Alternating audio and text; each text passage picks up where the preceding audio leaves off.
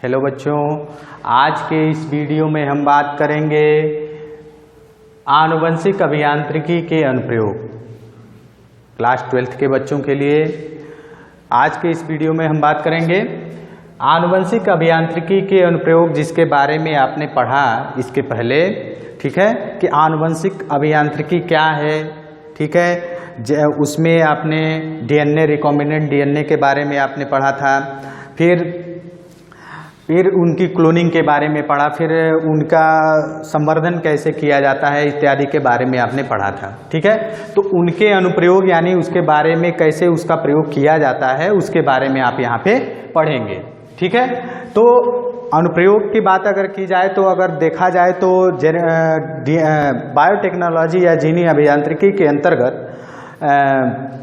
DNA recombinant DNA और gene cloning, ये जो प्रक्रिया है, ठीक है, इसका जो है प्रभावी रूप जो है विज्ञान के रूप में उभर करके आया है। प्रभावशाली रूप बायोटेक्नोलॉजी के क्षेत्र में प्रभावशाली रूप में ये जो है विज्ञान के क्षेत्र में उभर करके आया है। अब यहाँ पर आगे देखेंगे हम कि अगर इसका प्रयोग हम विवेकपूर्ण तरीके से करते हैं या सही मायने में करते हैं, इस बायोटेक्नोलॉजी का प्रयोग करते हैं, तो इसके द्वारा मानव प्रवृत्ति में या मानव के नेचर में हम आसानी से सुधार भी कर सकते हैं, जिसका उपयोग जो है या सुखद परिणाम देखने को मानव जीवन में मिलेगा। अगर इसके अतिरिक्त या इसके अलावा हम इसका प्रयोग अगर विवेकपूर्ण तरीके से नहीं करते, विवेकहीन तरीके से करते हैं, ठीक है, सही तरीके से नहीं करते, तो इसके बहुत बुरे परिणाम भी हो सकते हैं। अब देखेंगे कि इसका जो प्रयोग जो है, अगर हम देख रहे हैं कि अपने लिए भी चूंकि किए, फिर उसके बाद जंतुओं के लिए, फिर पौधों के लिए, उनके वृद्धि और स्वास्थ्य में, ठीक है, रोगों से रक्षा में, ठीक है, तो इनका जो है आनुवंशिक अभियांत्रण में इनका प्रयोग किया जा सकता है, या एक तरीके से इनके ऊपर, इनके विकास में, इनके ग्रोथ पर, इनके स्वास्थ्य में, ठीक है, इनमें आनुवंशिक अभियांत्रण के द्वारा रोक लगाया जा सकता है और इसको अच्छा बनाया जा सकता है। इसी क्रम में हम देखेंगे कि इस अनुप्रयोग में पहला आपका अनुप्रयोग क्या है? लाभदायक जीन्स का अधिक उत्पादन या bulk production of useful genes. ठीक है, तो इस प्रक्रिया के दौरान हम देखते हैं कि आपने शुरू में पढ़ा था कि लाभदायक जीन्स मतलब कि जो जीन क्या है, यूजफुल हैं, यानी कि जो अच्छे एंजाइम का निर्माण कर रहे हैं, अच्छी प्रोटीन बना रहे हैं, उस तरीके के जीन को हम लेते हैं और प्लाज्मिड वेक्टर की सहायता से प्लाज्मिड को निकाल लेते हैं और उसको रेस्ट्रिक्शन एंजाइम की सहायता से कट करके उस जीन को उसमें अंदर जोड़ देते हैं। ठीक है, इस तरीके से हमको एक पुनर्संयोजित डीएनए प्राप्त हो जाता है और उस डीएनए को हम क्या करते हैं कि ले जा करके किस में जोड़ देते हैं, संवर्धन कोशिका में संवर्धन कराने के लिए, सीरोचियो कोलाई हो या कोई बैक्टीरिया हो, ठीक है, उसमें ईस्ट कोशिका में ले जा करके डाल देते हैं। अब यह क्या करता है कि अब उसमें ये संवर्धित होता है और इसकी क्लोनिंग होती है, और क्लोनिंग की प्रक्रिया होने के बाद अब उसमें होस्ट सेल के अंदर ये क्या करता है कि जब होस्ट सेल अपना क्रियाकलाप करता है या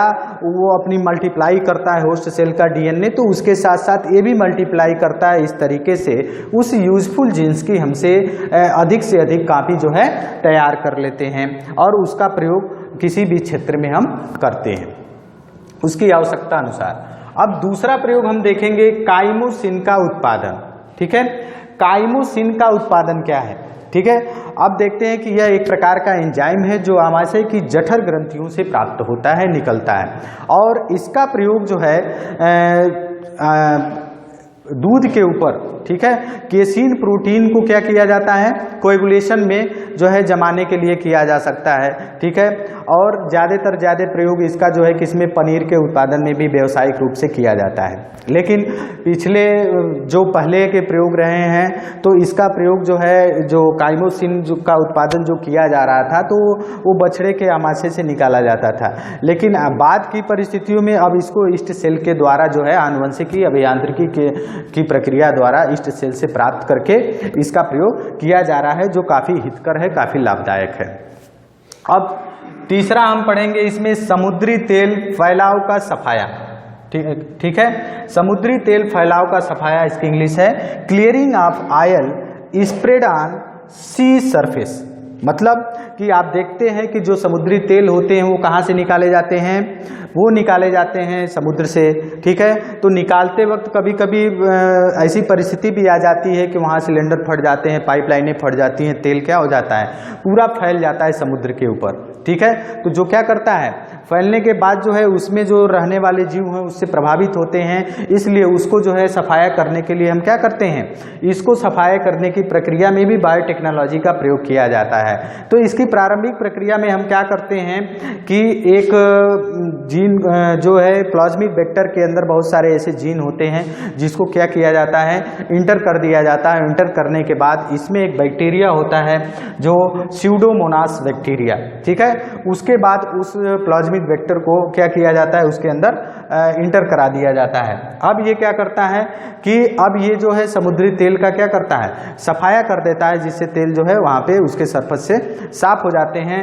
इसे उच्च झक्की जीवाणु, दूसरा एक नाम भी देते हैं इसे, उच्च झक्की जीवाणु। जब उसके अंदर क्या किया जाता है, उस प्लाज्मिक वेक्टर को क्या किया गया है, जो बहुत सारे जीन को रखा हुआ है उसके अंदर इंटर कर दिया जाता है। तो स्यूडोमोनास जो बैक्टीरिया है उसके अंदर इंटर जब हो गया वो, तब उस कंडीशन को कहा जाता है उच्च झक्की जीवाणु, उसका दूसरा नाम हो जाता है, और उसे इंग्लिश में कहा जाता है सुपर बग बैक्टीरियम, जो क्या करता है, समुद्री तेल का सफाया करने में मदद करता है।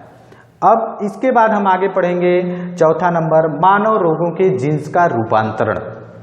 मानव रोगों के जीन्स के रूपांतरण की प्रक्रिया में आप लोगों ने इसके पहले भी पढ़ा है।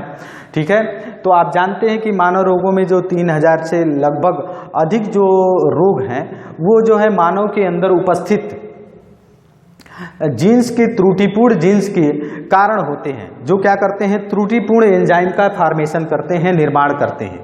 तो इस प्रक्रिया में आप क्या करते हैं कि जीन्स को निकाल करके जीन थेरेपी की प्रक्रिया का उपयोग करते हैं। जैसा कि आपने पीछे पढ़ा, जीन थेरेपी की प्रक्रिया का उपयोग करके अब उसको न्यूक्लियोटाइड सीक्वेंसेस को क्या किया जाता है, बदल दिया जाता है। उसके न्यूक्लियोटाइड सीक्वेंसेस को हटा करके वांछित न्यूक्लियोटाइड सीक्वेंसेस को क्या किया जाता है, वहाँ पर लगा दिया जाता है। इससे क्या होता है कि हम उस रोग से क्या करते हैं, आसानी से निजात पा सकते हैं, ताकि वहाँ पे इसके बाद वांछित न्यूक्लियोटाइड लगाने के बाद, ठीक है, वहाँ पे जो एंजाइम बनेगा उसके बाद वो क्या होगा, एंजाइम जो बनेगा वो उससे गलत प्रोटीन का निर्माण नहीं होगा, रॉन्ग प्रोटीन नहीं बनेगा। जिस तरीके की प्रोटीन का निर्माण हम चाहते हैं, एंजाइम का निर्माण चाहते हैं, वो एंजाइम वहाँ पर बनेगी और उस रोग से हमको निजात दिलाएगी या छुटकारा दिला सकेगी। आगे देखते हैं जीन्स का प्रतिस्थापन, जिसको कहा जाता है रिप्लेसमेंट ऑफ जीन्स।